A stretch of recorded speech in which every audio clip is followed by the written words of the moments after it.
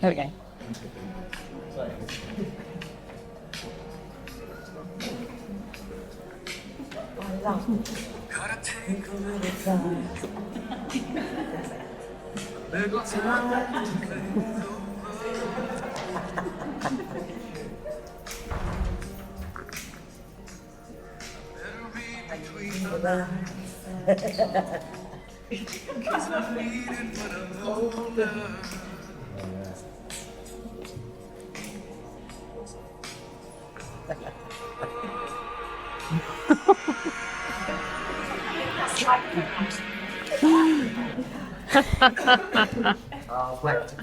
Yeah, sorry. We'll do that later. At the end, we'll get up and put our arms around each other. Yeah. When I found out that I was doing this breakout room, I burst out laughing. You know, get me. She did it on purpose. Maybe 10, 15 years ago, when my favourite film was Notting Hill. I liked a bit of Hugh Grant and that sort of thing. Ally McBeal. Did we used to watch Ally McBeal? It's all like, oh, I watch that now and I cringe. I'm excited about having the opportunity to explore what romance without resistance means fresh. Because we've all come here with a concept of what romance is for us. And we're probably all here for some reason, maybe because we'd like to have a little bit more of whatever we feel romance is. Or we feel like we don't do romance very well, whatever that means. Or we just want to hear it. Or I just want to hear a bit of Foreigner, which is fine as well. Yeah, but how do we feel when we're listening to a bit of Foreigner? Some people, I don't know, it might not be someone's cup of tea, but what comes up in you when you hear that kind of song that you know, moves you? What sort of feelings do you have? Gooey. Gooey.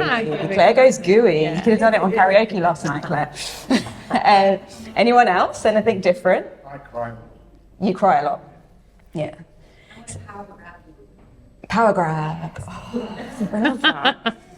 See, it's like music moves something in us, doesn't it?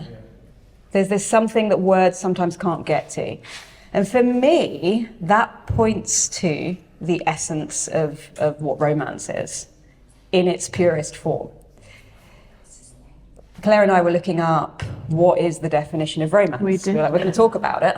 And Claire, would you like to read out the definition? I will. I mean, without my ready readers, it's a bit tricky, but we'll have a go. Anybody else here need ready readers these days? A feeling of excitement and a mystery associated with love, which is interesting when you were asking about the music, that there weren't many people who could put a word with it, because it's not really, can't really get hold of it, can you? It's like, it is mysterious. But I'd love to kind of go back what you were saying when you were younger and when there were certain films, but I think it starts way back before then. Cinderella fans in the room, anybody? A bit of Sleeping Beauty, a bit of, you know, the women in the room saying, particularly, let's be swept away by that charming prince. That's romance, isn't it? You know, it's when he kisses you and he coughs that bit of apple in his face, which I'm sure he really loves. That's what it is. Not sure, well, maybe the men feel they're supposed to fulfill that role of galloping in on the horse and kissing the fair maiden back awake. And so from very early on, we start to think, oh, this is romance. It's all about these certain actions, these certain things that have to be in a relationship. And I know when I was doing my high achieving online dating, I was, you didn't know that was a thing, did you? But as a high achiever, I felt I had to apply that to everything in my life, including online dating. And that included going on 3 dates in one day, on one occasion at least. But that's what school holidays were for in my mind. And that I was looking for them to behave in a certain way, them to show up in a certain way, and if they didn't, they were out pretty quickly if they didn't cut the muster on that front, I have to say, which is probably why I needed to go on 3 dates in one day. But how many stories have we picked up about what romance really is? And that then creates resistance to where somebody might be just showing up to us as them and blocking us from connecting that person in the moment because we've got a story about what it's supposed to look like. I love that you bring that, Claire, because I looked up the original where the word romance had come from. Ooh, And it was originally romance, which came from stories made by the Romans about all sorts of things, knights and conquests. And, you know, there's this story element. And, you know, with music and stories, the same thing happens. We're moved in some way. You know, we're not anti-story here. There's something beautiful in a story. The issue is when we then become at the mercy of the story and we're still suffering because of an ex that we broke up with years ago, or because we're waiting for that specific person to come along. And then we start to, you know, go through life a little bit like this. Now, you were talking about how early this begins. I think there definitely is something in our culture for women about wanting to seek male validation. And, you know, I have lived that till very recently for a long time. And yet, going back to the mystery side of things, when you actually have an experience where you are falling in love with someone and this story is developing, it's that mystery and excitement that goes beyond whatever we can explain that is what gives us the feeling of what I would call romance, beyond all the stories and the conditioning and all the stuff that, you know, kind of limits our ability to, we think we're feeling loads, but it limits our ability to have all of it. We only have some of it. And that's why for me, if I'm talking about romance, I loved what Rani was pointing to this morning with the magic. That is, like, how magical can every day be? And if I'm tying myself to today needs to be this needs to happen, or I need to find a partner, or I need to make so much money or I need this, like Rani was talking about the neediness, you're already limiting the magic that can occur. And that is true for everything. And so romance for me, if I'm taking it to how it feels really good, is when that magic and mystery is emerging. If I'm not living in magic and mystery, what's the point? Of course we go in and out of it. And the truth is that we're always living in magic and mystery. We just think we're not. You know, we're just in a breakout room there with Natasha. And she was talking about when we take it personally, and this is me and this is my story, and I'm not very good at romance, and I really need a partner, but I'm not sure I'm ever going to meet someone. And it's like, well, how magical is your day to day? And if it's magical, then if you need to meet someone, you'll meet someone. And you won't have 1,000 stories about who they need to be. Ooh, stories about how somebody needs to be. Bruce is in the room and he's given me permission to share bits and bobs about us. We met just over 10 years ago. We met on Tinder, so it does work sometimes, folks. Very quickly ended up very closely together. But I would say I went into that relationship with a lot of expectations about what it was supposed to look like and how he was supposed to be. Still have a few of those going on, folks. He'll tell you all about it if you catch him in a break later. Mm-hmm. But I would say, like, initially that the idea of romance was all about how he kind of needed to behave and show up with flowers and do all those kinds of things. But how that has changed is really what you were just speaking to, the magic and the mystery, is that it's the presence that we now have with each other. And a lot of that is not traditionally romantic, it's just falling apart laughing. I mean, that to me is one of the most connected things that you have with somebody that you're really in love with. Can't look at him now because I'm going to cry if I look at him. I look over here, sorry if a man over here getting funny looks from me, but it's because I can't look at him. But it is just sometimes we will just laugh so hard we're crying at some ridiculous little thing that is, but it's because we're very, we're now so much better with each other, and I have to 150% thank the principles for that we came across in January 2020, and we kind of went on a journey of learning together, which was amazing. And I'm so grateful that he's here with me today and has been the last couple of years. And I think for us, there's been a falling away of this, like, it's got to look like this, it's got to look like that, you have to be like this and I have to be like that. And that pressure on, mostly me putting that pressure on him, to be absolutely honest. He's much more easygoing than me. But then me putting that pressure on myself, and I'm supposed to be different and I should be better than that, and all of that. Whereas when we are just together and we're just present with each other, and the stories, like Emma spoke about, fall away, there's just a lot of silliness, really, and a lot of, I feel we're probably more childlike than we were 10 years ago.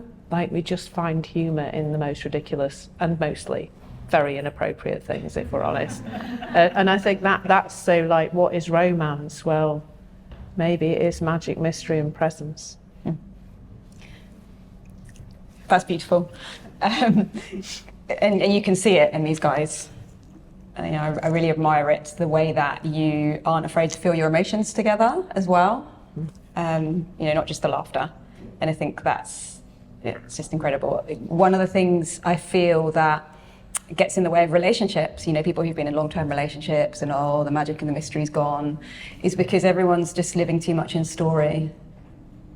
That's where the boredom creeps in, because we're changing all the time. There's magic and mystery everywhere, whether it be by the side by side with the same person, or whether it be with a different person or with no person.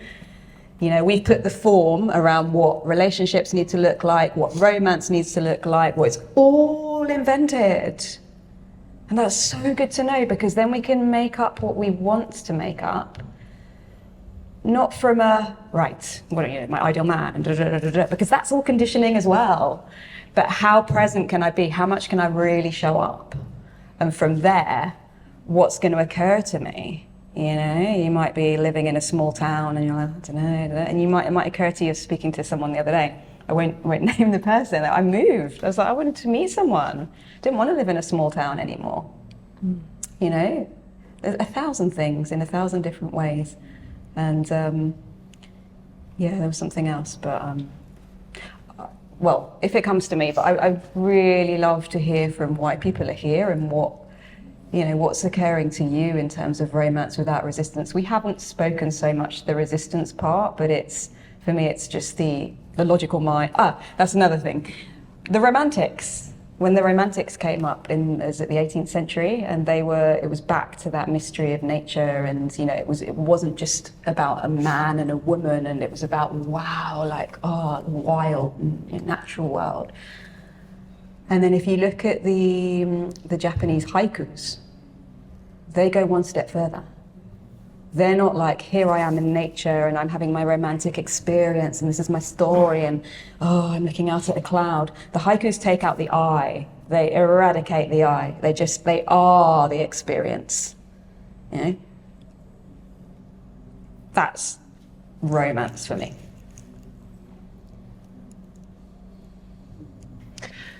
I have a question for you. Oh, please. Is that okay? It is. Yeah, so would you say that even, how much romance do you think you can experience when you're not in any kind of relationship at all?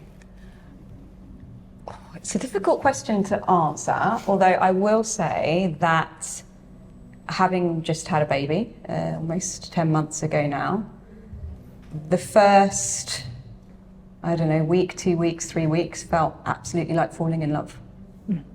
And so I had my playlist that I put on when I was in labour. It was called Roxana by name.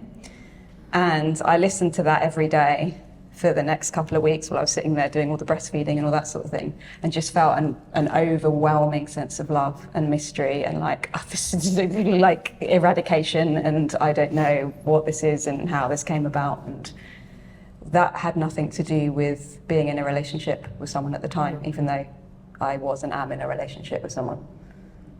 It wasn't coming from there.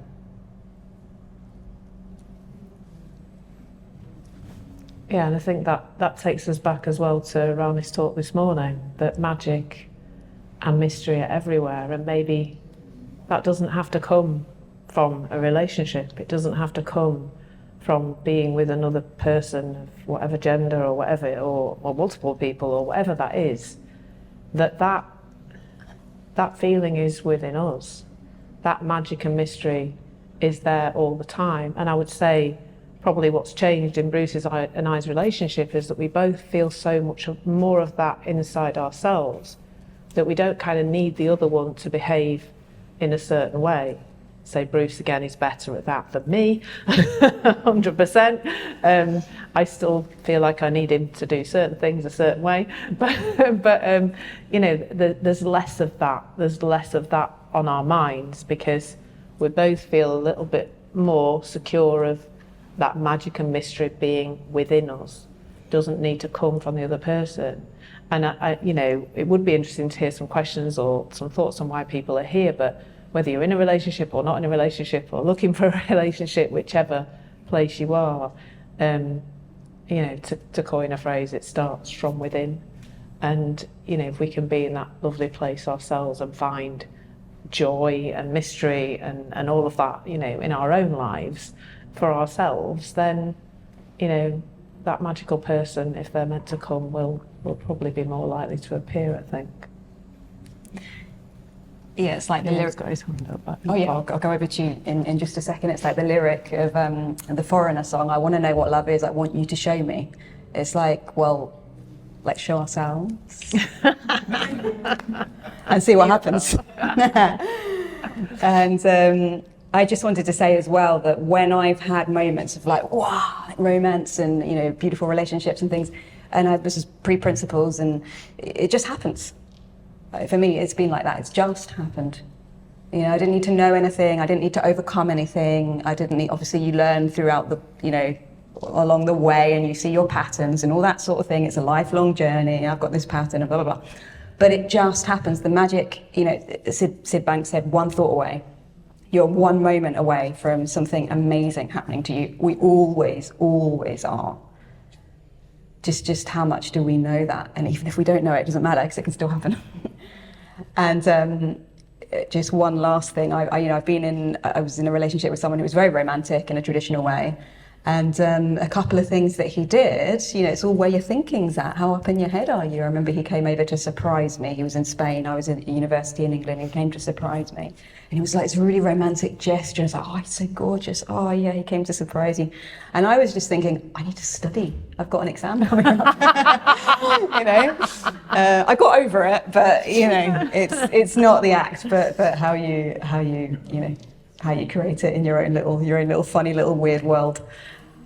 Theo, do you know?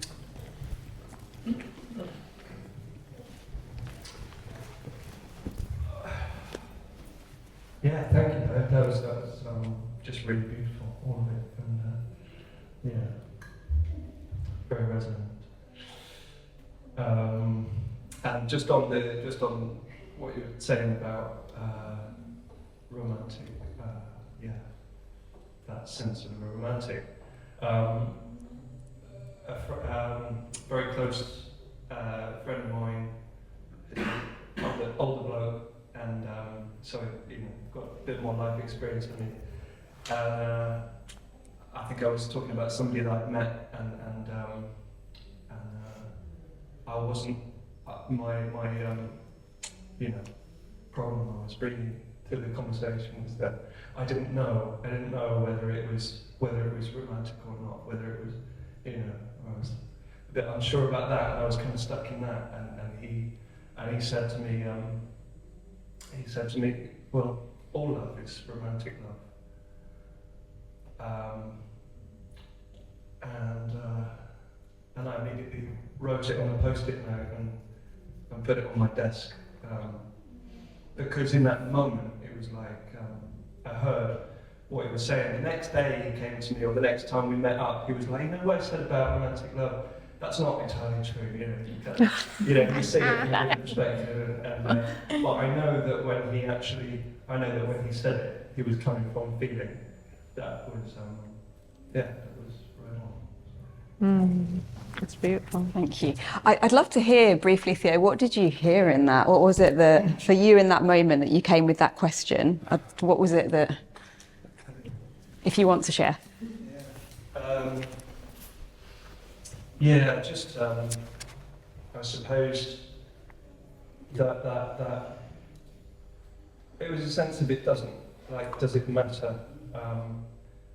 And also that permission to feel, to enjoy a sense of that feeling, whatever romance, what we call romance, in friendships, in family, you know, in the supermarket, and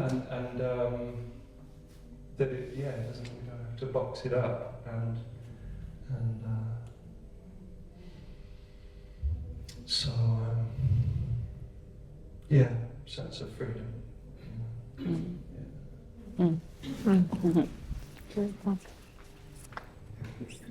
Yeah, I love that. I just wonder how many opportunities we cut ourselves off from because we're boxing ourselves up with the thinking about it, taking it all too seriously. Yeah, of course. Yeah.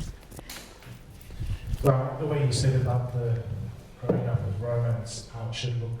You know, I was brought up like, girl I need to be with used to be a brunette with green eyes. Yeah. She needs to be my soulmate. Yes. We need to be friends. Yes. And all that stuff. And when I met Claire on Tinder, we both came with a lot of issues on my side, on Claire's side. But we didn't join our relationship with the friendship first. We did all the lovey-dovey stuff first. If that makes sense. Yeah. It's fine, honey. What I'm trying to say is the three principles that I find is you build a rapport. And that's what we did in our first stage of our relationship. Don't get me wrong, we really had some difficult times. I wanted to leave Claire so many times, pack my suitcase and bugger off to where I used to live. And she stuck with me, she stayed with me, because she knew I wasn't broken. And she didn't say that she wanted to fix me. She wanted to walk on the path with me to where I need to go see the light, where I need to be. So now from that stage, and then finding the three principles together, well, she found first and I joined her.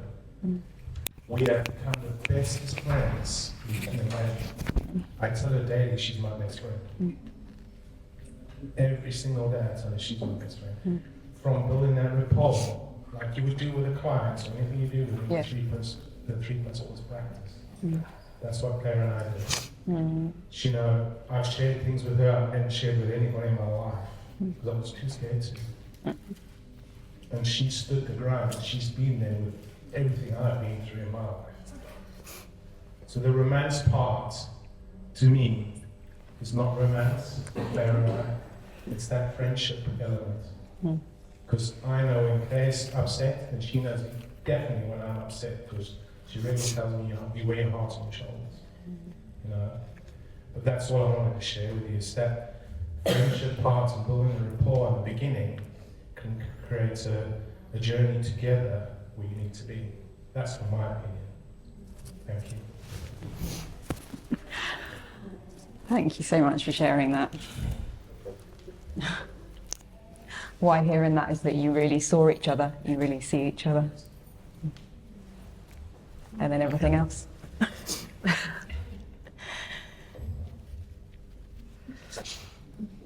I can't talk now.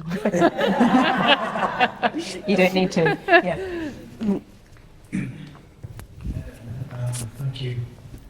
I remember listening to Catherine Casey a few years back, and she said like the most intimate experience she can have with anyone, whether gender, age, partner, was to sit with someone with nothing on their minds at the same time.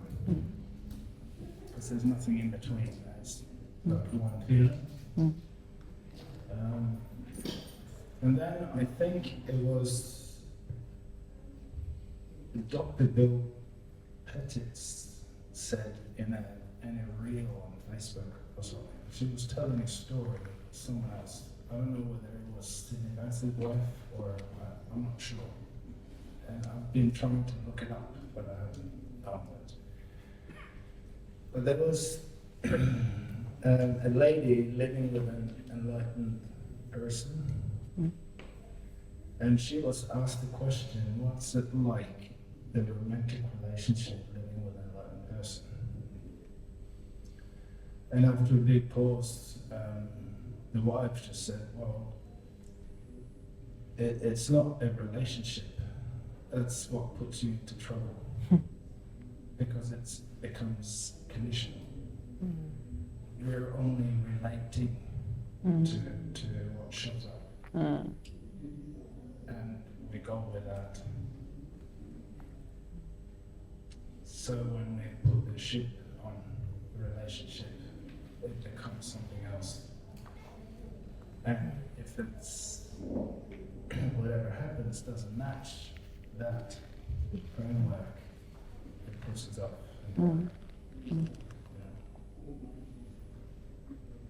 So what Catherine Casey said, and where the story came from. It's a wife of Eckhart Tolle? A little bit. Yeah, I think so. Yeah. I've heard that one. Yeah. I think it's her wife. Yeah, we're only relating in the moment. Yeah. Okay. I think it is, yeah. Quite sure. The wife. Yeah. So my reference may be way off, but it's some story. Yeah. I think I got it. Like, yeah. Got the story. Yeah. Yeah. Good at the top of it, you know. Yeah.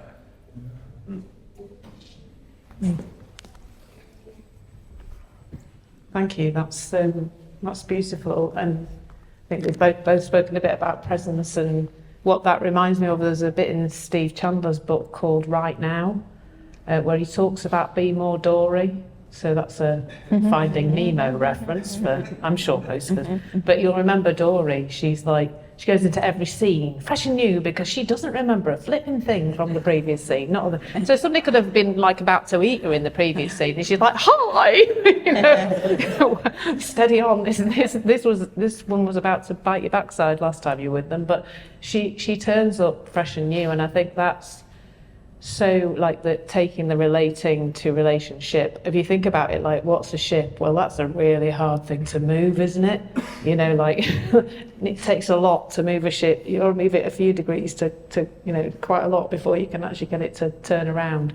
And maybe that's something about the heaviness that gets added in when we call something a relationship rather than being in relating. And I think we can all, I definitely do still fall into the story of Bruce and who he is and what things he does wrong, and you know, because I'm human still, and I'm still, you know, working my way through. But what I see is when I fall away from that story of Bruce, when I fall away from who I think he is, there's just this infinite being for me to see, and a fresh and new Bruce that can turn up every day different. And it's almost like I need to give him permission to do that, because I've got to show up without my BS stories about him and who he is and what little things he does wrong, and you know, and so that's just so beautiful that it's, you know, it's relating, and that means it's about everything,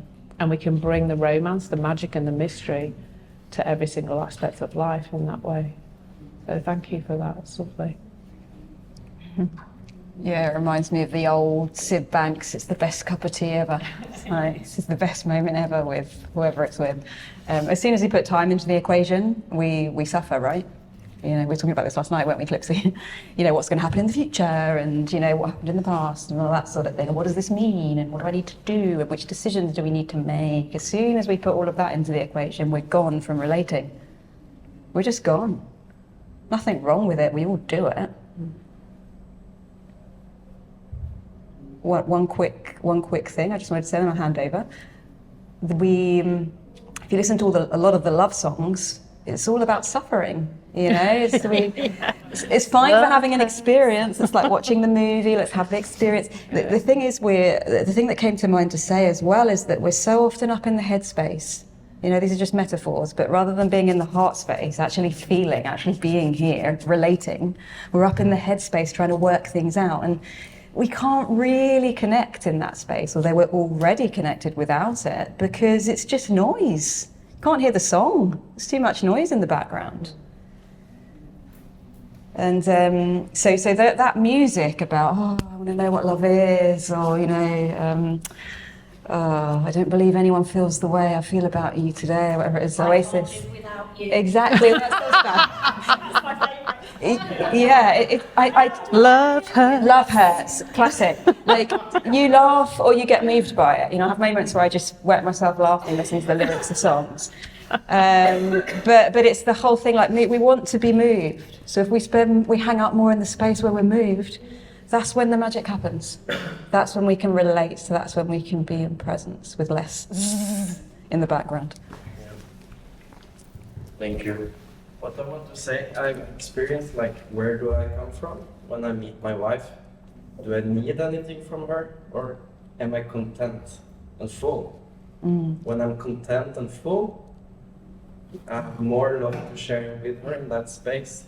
Because from the neediness, I need something from her, and that makes like a conflict. That makes a neediness. It's not good, a grounding for a good relationship and to really experience like love from a deeper place. This neediness is like, move that away, fill your cup first, really like, how can I contribute to the relationship? What can I bring into the relationship? If my cup is full, I'm content, I have love in my heart, it only like flowers beautiful things out of that. Yeah. And one more thing is like, when you're not in need, you can like relax in the relationship. I'm not afraid to lose my wife. I know I'll be fine anyway, because I love her. But still, it's like I don't need her to be good, to feel whole in myself. And she knows that, and I know she feels the same way. So that's really important, that I see it as a bonus, not something I need. And from that space, it's like magic happens. And when we first met, it was like an explosion of feelings. It was like the most exotic thing I've ever experienced. It's not like best narcotic you could ever have connected with her. It was like so many things I've never felt before. And that was long before the 3 principles. I've been married for 10 years. And that eventually went away. And I started feeling like I needed more of that feeling, more of that connection. So after a year or so in the relationship, that went away.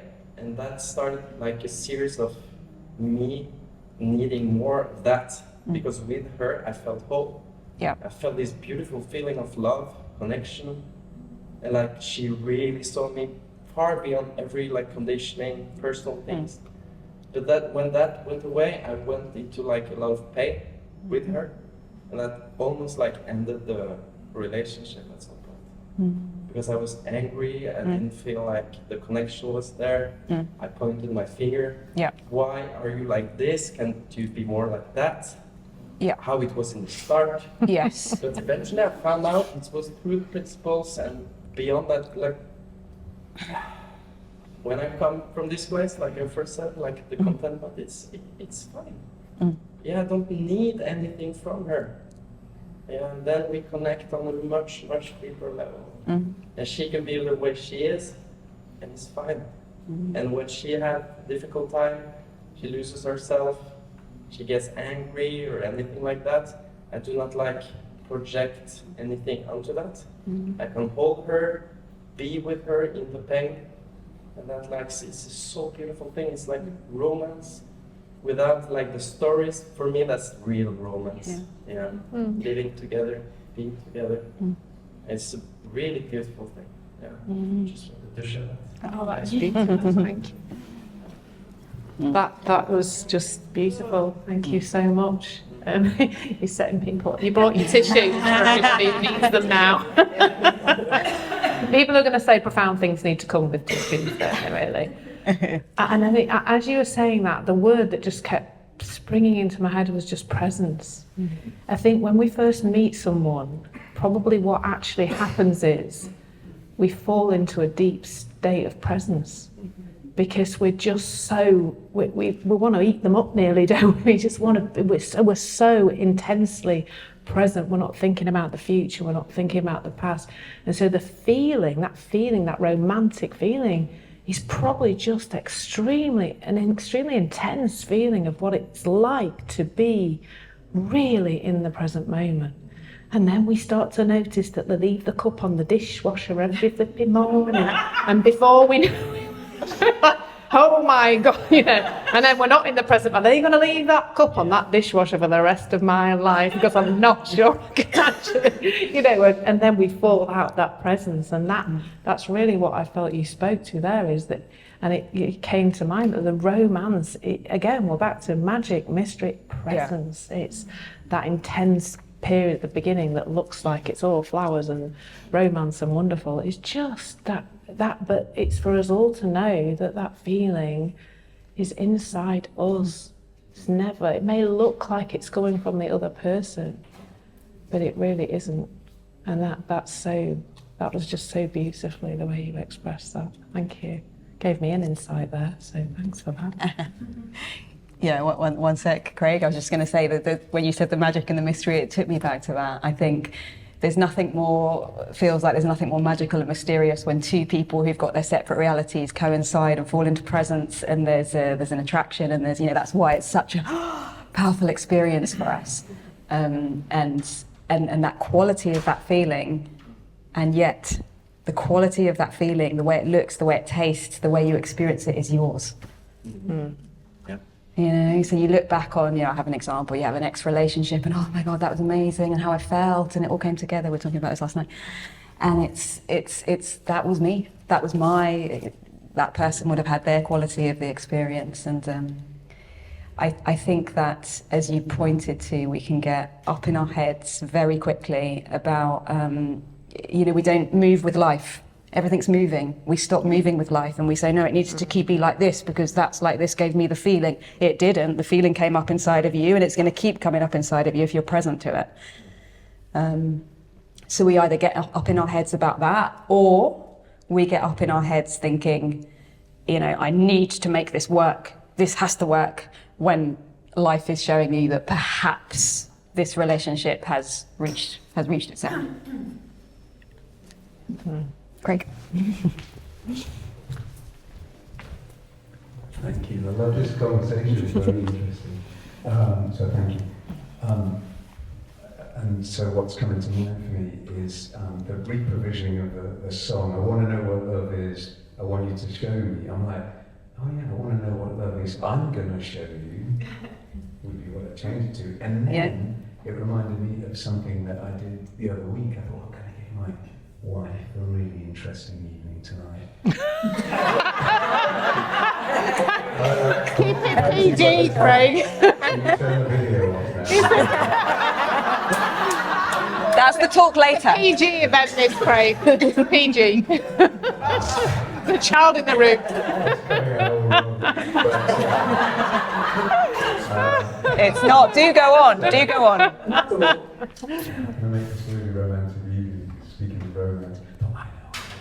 I'm going to surprise her. I'm going to get her back into the house from my garden studio and say, I'm going to get some Prosecco, and I'm going to, whatever it was I'm going to get, and I'm going to get this meal, and I'm going to do that, and we're going to do this evening. And I had all these brilliant ideas as to what I thought was going to make a wonderful evening.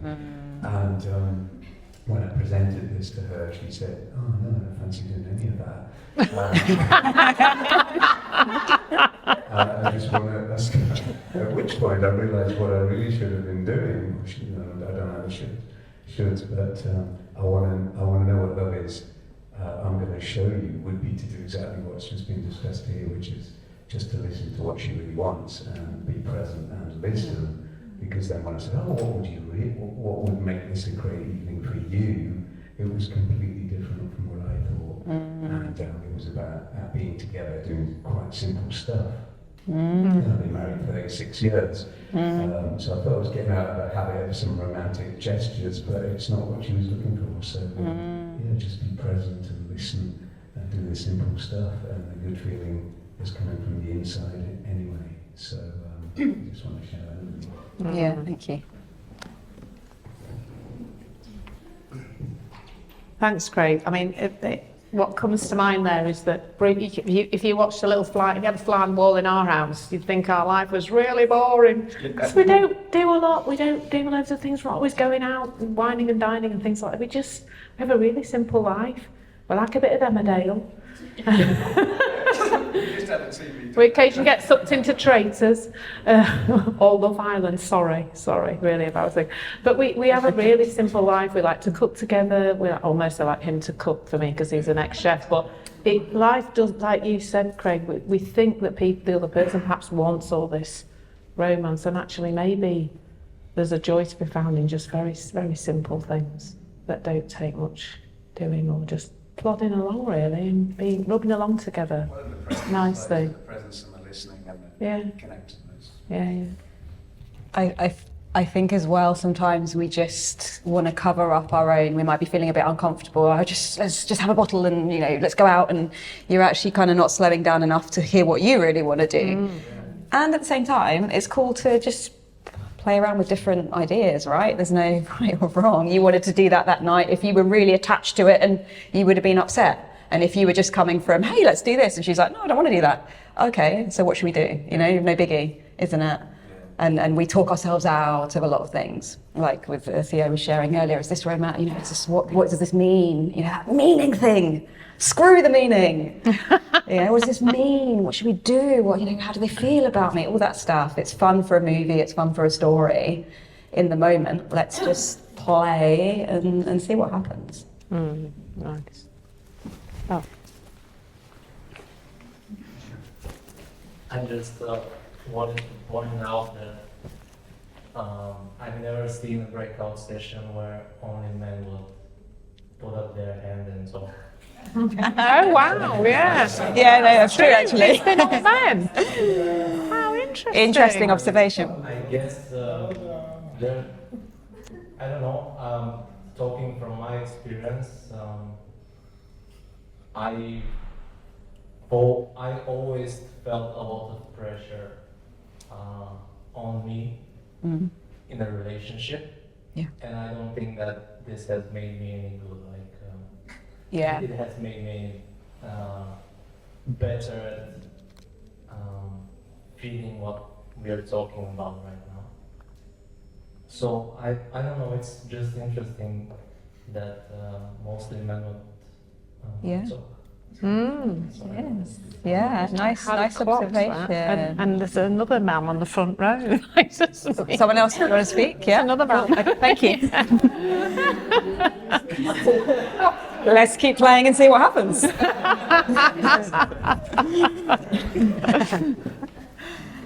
on the topic of men and gentlemen and the cat were sharing about all love is romantic.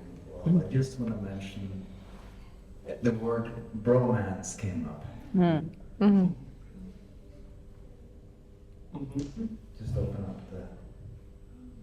Can you talk a bit more about that?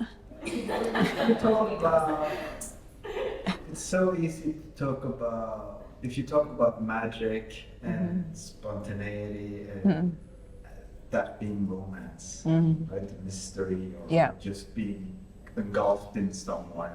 Yeah. Right? It's like the sex doesn't matter, gender doesn't matter. Yeah.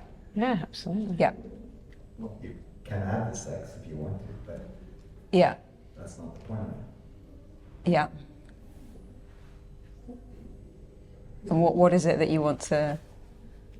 What is it for you that's meaningful about that? I've just said screw meaning, but what is coming up for you with that? It's so easy to see romance as we talk about it here. Yeah. as something between, well, man and woman, or Yeah. Right. Okay. Yeah. I'm getting you now. yeah. Yeah. Yeah, that we talk about, that's the cultural narrative that we say romance is between a man and a woman and it needs to involve sex. Is that what you're saying? Yeah. And you're saying maybe it doesn't, and it doesn't have to be man and woman, doesn't have to have sex. Right, okay, got you. Yeah. It can be a romance. Yeah. Yeah. Okay. Yeah, absolutely. Yeah, and that's why this is valuable, because we're all looking at it fresh, and it's great to have, you know, people bringing different things to the table in that sense, because as it has been all men sharing, yeah, it would be good to hear from some women as well. Yeah, another Something man? came up. Yeah.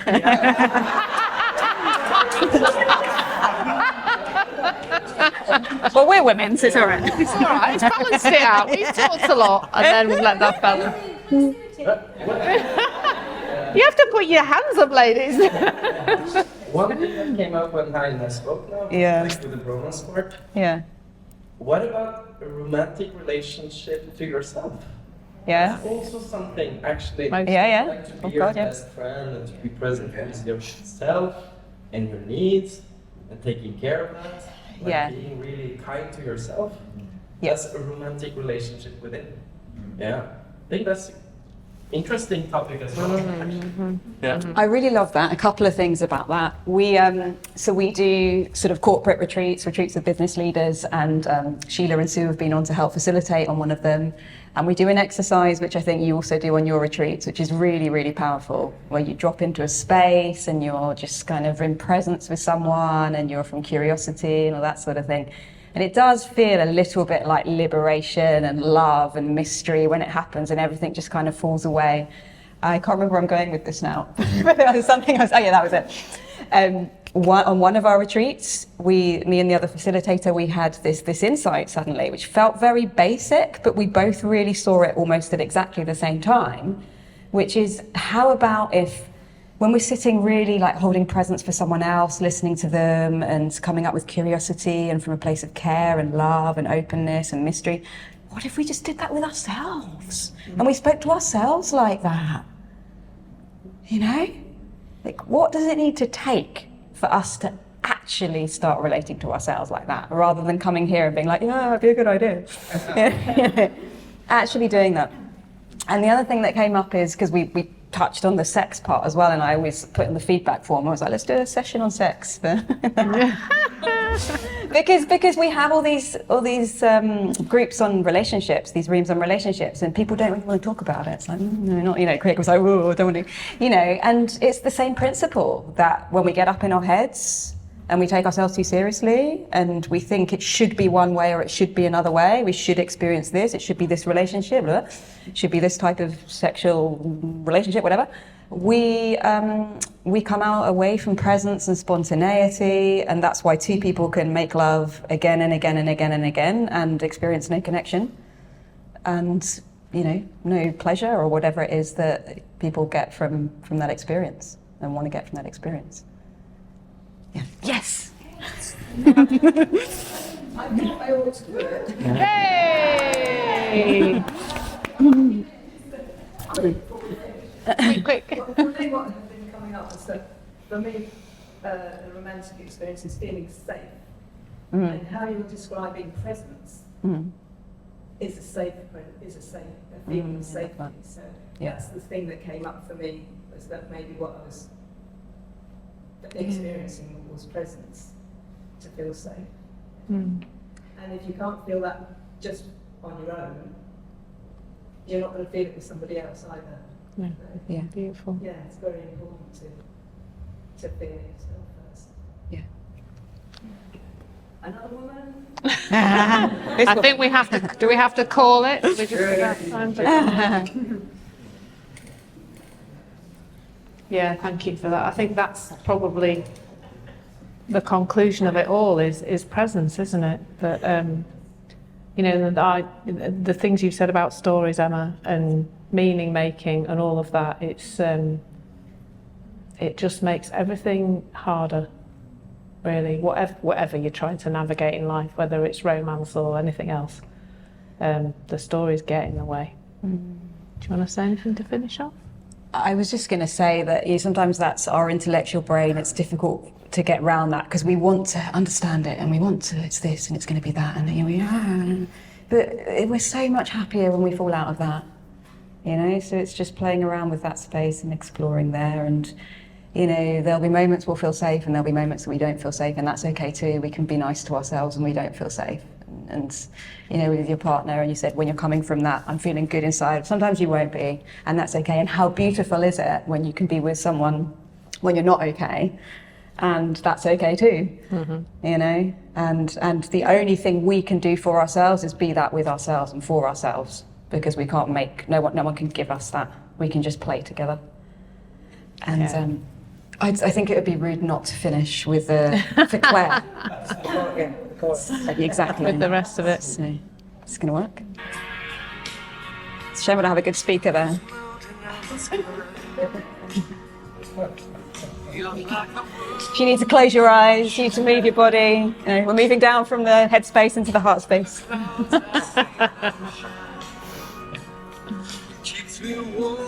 Go on, Craig. Let's say, come on, let's get up. So, come on. So. Nothing heartache compare. I don't know if I can see it again. Can't stop now. I'm drove so far. We change this lonely life. Come on, it's the chorus. Let's Come on. go. Come on, Claire. I want to know what love is. I want you to show me. I want to know what love is. I know you can show me.